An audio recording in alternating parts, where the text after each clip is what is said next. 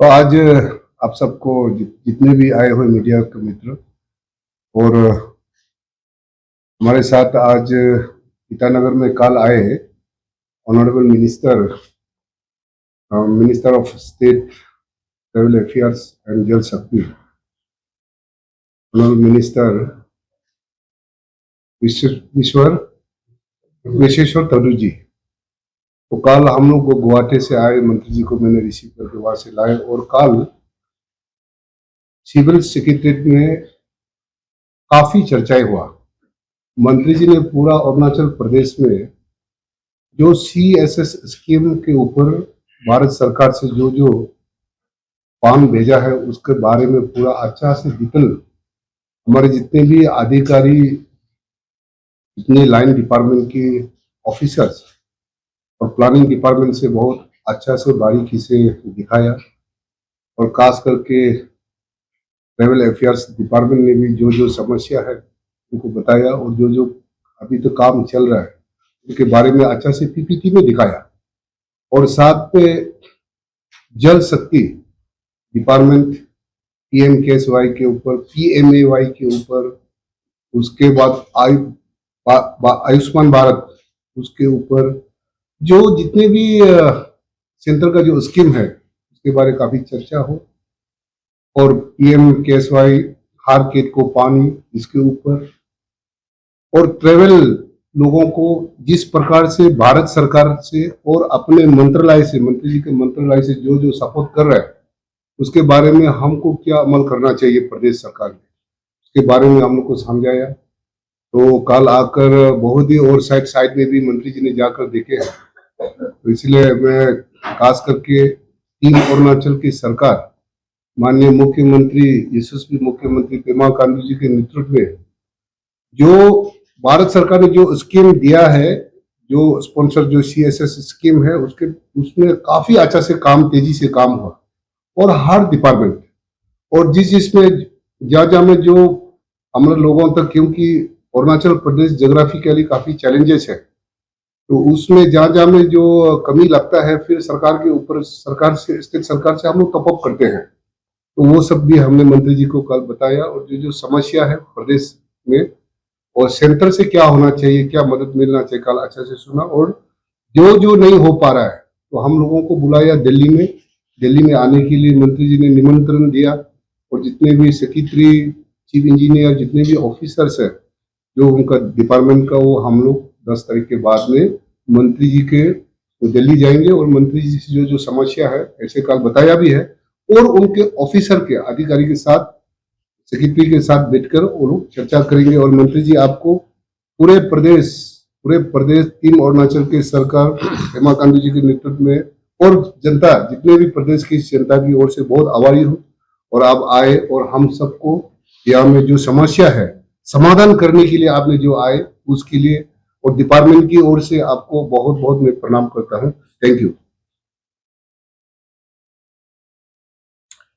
धन्यवाद मंत्री जी। आज के प्रेस मीट में उपस्थित राज्य सरकार के मंत्री water resource, sports, forest, environment and climate changes और उपस्थित यहाँ पत्रकार भाई और बहनों, सबको मेरा नमस्कार। भारत सरकार में मंत्री बनने के बाद ये मेरा पहला विजिट अरुणाचल प्रदेश। ऐसे भी भारत सरकार या मोदी जी का एक आदेश भी है, निर्देश भी है और आग्रह भी है कि हर मंत्री महीने 2 महीने में नॉर्थ ईस्ट जाए और अपना अपना डिपार्टमेंट का कामकाज को देखे। साथ ही साथ भारत सरकार का जो जो स्कीम चल रहा है ये लोगों तक पहुंचता है कि नहीं और क्या क्या कठिनाई है, इस क्रम में मैं कल गुवाहाटी से सुबह आके पहुंचा। पहले तो राज्य सरकार का जितने भी अधिकारी, साथ ही साथ 2 मंत्री और विधायक के साथ जो एडवाइजर है, सेक्रेटरीट में हमारा एक रिव्यू मीटिंग हुआ।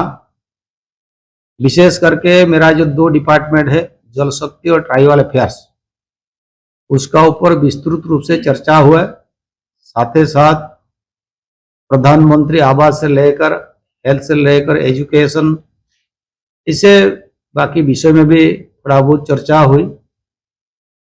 नॉर्थ ईस्ट में आप लोग को, हम सबको मालूम है कि ये हिली एरिया है, इसलिए बहुत सारी काम यहाँ करने के लिए बहुत चैलेंजेस होता है।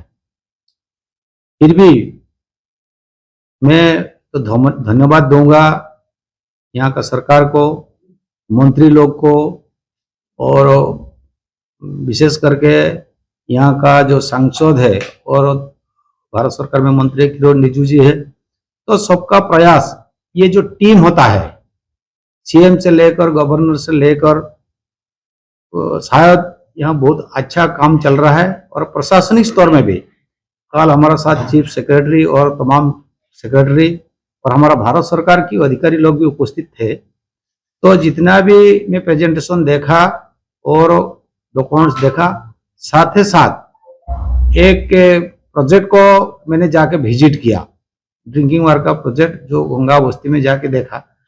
तो वास्तविक में इतना चैलेंजेस है, फिर भी जितना काम हो रहा है, और बाकी लोगों का भी जो प्रतिक्रिया मैंने लिया और देखा, उनका मन में भी बहुत उत्साह है और दे आर ऑल्सो सेटिस्फाइड।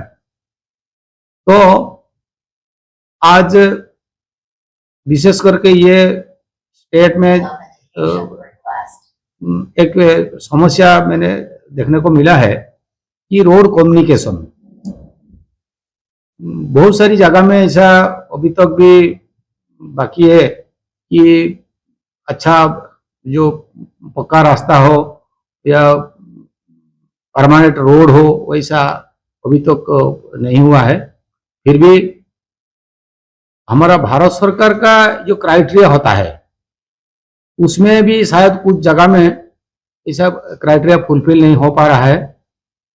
और ये 100% ट्राइबल डोमिनेटेड स्टेट्स होने के नाते जो प्रधानमंत्री आदि आदर्श ग्राम में शायद ये नहीं आ पाएगा। फिर भी हम लोग यहाँ से जाने के बाद एक रिपोर्ट हम तैयार करेंगे और यशस्वी प्रधानमंत्री नरेंद्र मोदी जी के साथ हम ये विषय को भी रखेंगे कि हो सकता है देश भर में जो गाइडलाइन है, उस गाइडलाइन में बहुत सारी चीज़ों यहाँ नहीं आ पाएगा। फिर भी हम जनता के लिए काम करने के लिए कुछ भी हमको चेंज करना पड़ेगा गाइडलाइन में, ताकि कम्युनिकेशन हो और बाकी मान लीजिए कि प्रधानमंत्री आवास के लिए हो।